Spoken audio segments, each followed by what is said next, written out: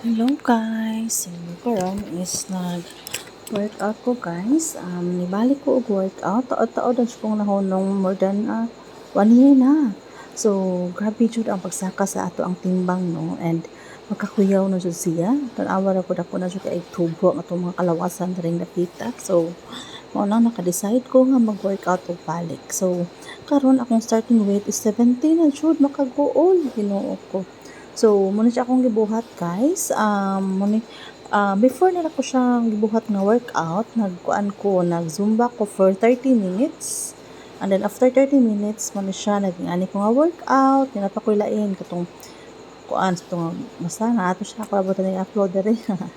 So, muna siya guys, nag-workout ta, ato tong kapasingot ta guys, kay ang atong mga timbang. So, akong target na timbang nga ma-achieve na to is 55 kilos. O diba, di ko tantong ambisyosa guys. Kay from 70, ang ako ang pangandoy, ang akong goals, 55 kilos.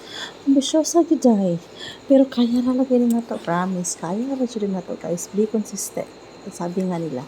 So, muna siya guys. Padayon man ta sa tong pagpasingot na rin dapita, no? Kay ato na lagi rin makuha ang atong ang target nga timbang.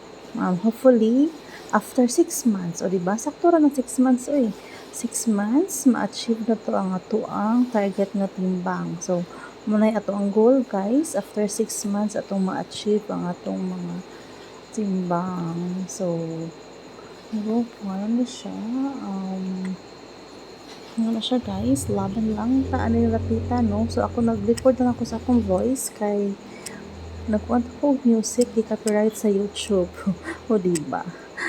Strict kayo si YouTube guys. So, muna siya nga ako na lang siyang giingani guys. Salamat sa inyong pagtanaw and abangan ninyo ang atong paglo sa timba.